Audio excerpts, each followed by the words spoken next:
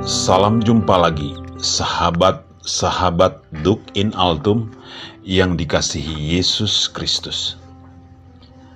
Mari kita siapkan hati dan pikiran kita untuk merenungkan sabda Tuhan.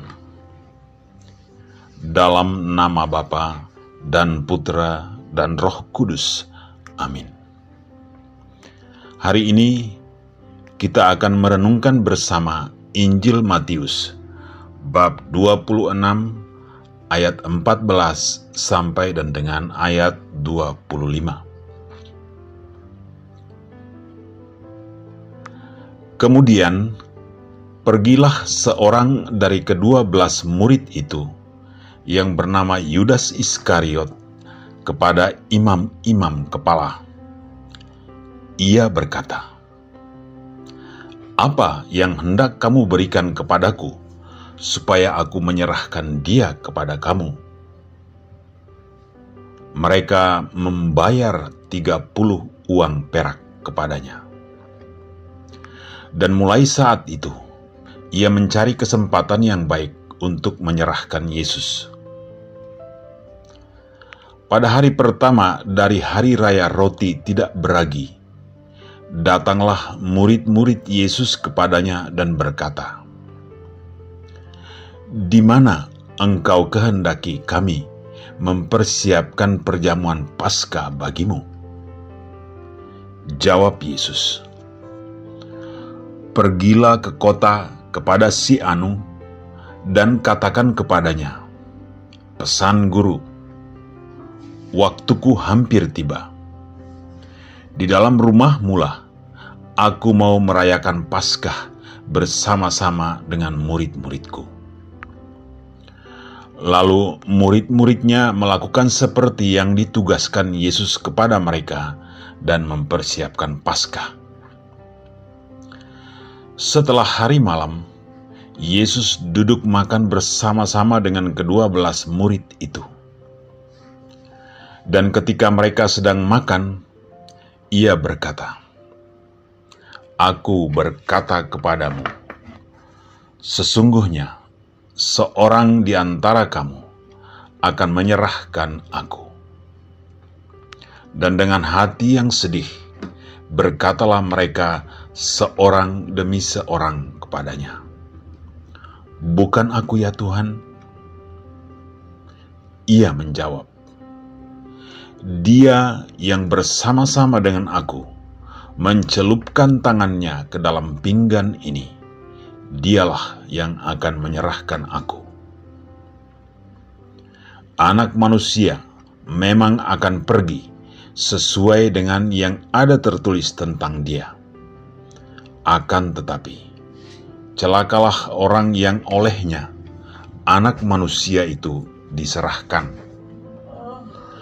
Adalah lebih baik bagi orang itu sekiranya ia tidak dilahirkan." Yudas yang hendak menyerahkan dia itu menjawab, katanya, "Bukan aku ya Rabi." Kata Yesus kepadanya, "Engkau telah mengatakannya."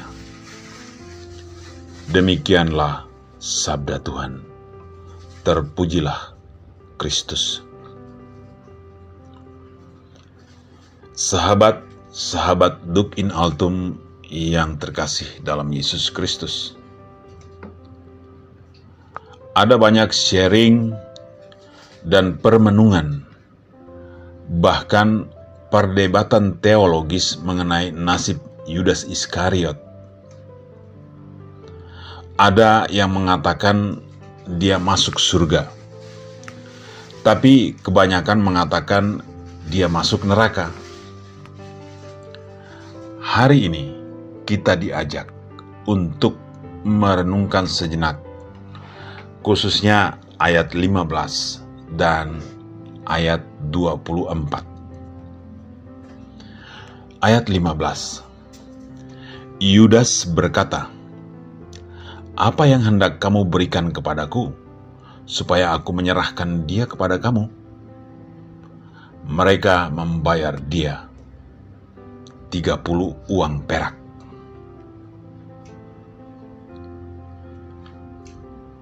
Yudas menggunakan kesempatan ini untuk mendapatkan uang bagi dirinya sendiri. Dia pasti tidak menyangka bahwa karena perbuatannya Yesus dihukum mati. Mungkin dia berpikir bahwa walaupun ditangkap, Yesus akan dapat membela dirinya di pengadilan dan akan dibebaskan. Karena berdasarkan pengalaman Yudas bersama dengan teman-temannya, para murid-murid lain, selama mengikuti Yesus, mereka sering melihat dan mendengar bahwa para pemuka agama Yahudi, khususnya imam-imam kepala, termasuk orang Farisi dan ahli-ahli Taurat, selalu tidak berkutik ketika berhadapan dengan Yesus. Yudas mendapat imbalan 30 uang perak. Yesus dijual dengan harga seorang budak. Yudas adalah seorang bendahara, dan dia pastilah mengurus banyak uang, tetapi bukan uangnya sendiri, bukan uang pribadinya. Kali ini ada kesempatan untuk mendapatkan uang untuk dirinya sendiri. Disinilah letak permasalahannya. Keinginan ego dan keserakahan menimbulkan bencana. Hal yang berikut, rupanya Yudas agak sombong. Dia mau menunjukkan kehebatan gurunya, bahwa gurunya tidak mungkin kalah dengan imam-imam kepala.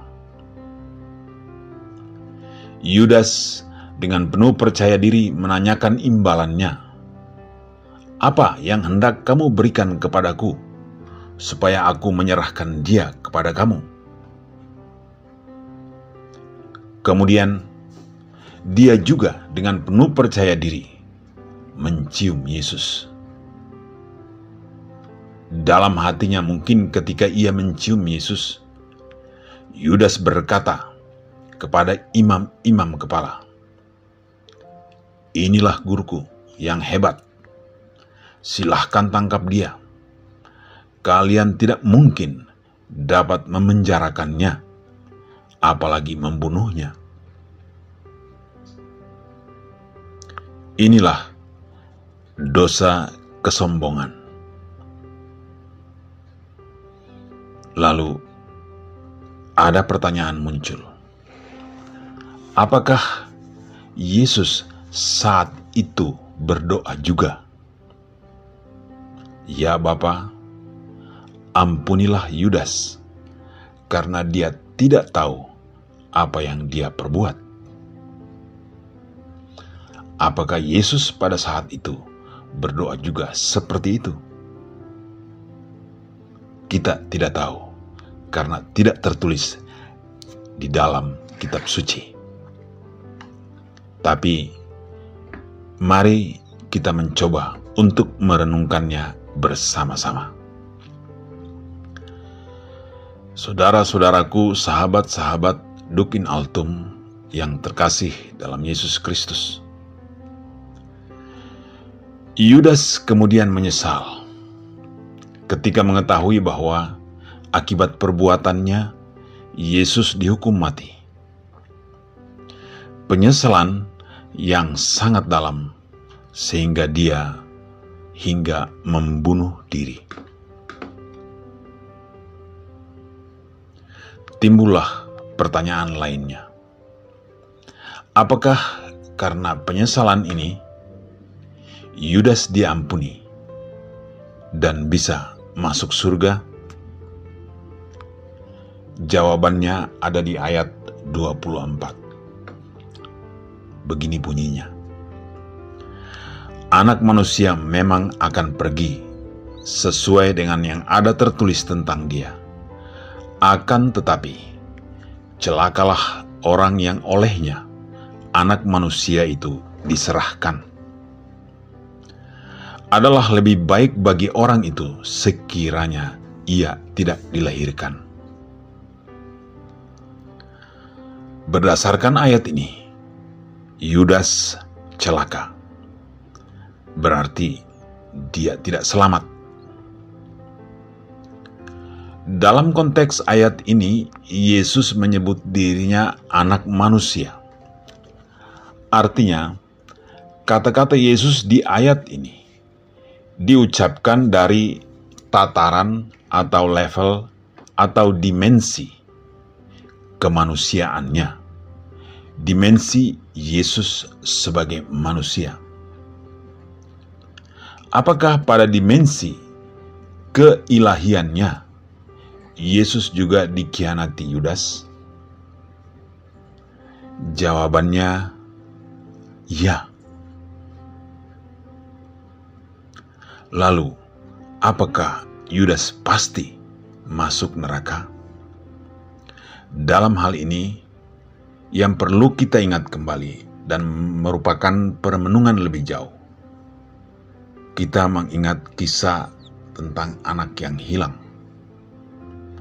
Kita mengingat kembali, banyak ditulis dalam Injil bahwa Bapa di surga adalah Bapa yang Maha Kasih. Lalu kembali ke pertanyaan tadi, apakah Yudas pasti masuk neraka? Perlu perenungan lebih dalam untuk menjawab pertanyaan ini. Berikut ini, ada 1-2 hal yang perlu untuk kita renungkan pada pekan suci ini menjelang Kamis Putih, Jumat Agung, malam Paskah, dan hari Minggu Paskah.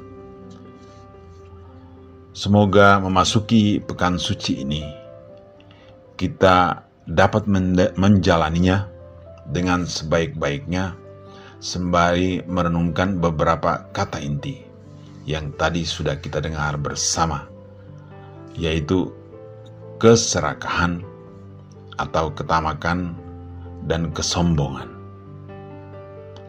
Atau dengan kata lain, mari kita buka kitab suci kita dan membaca kembali godaan iblis pada saat Yesus selesai berpuasa 40 hari 40 malam.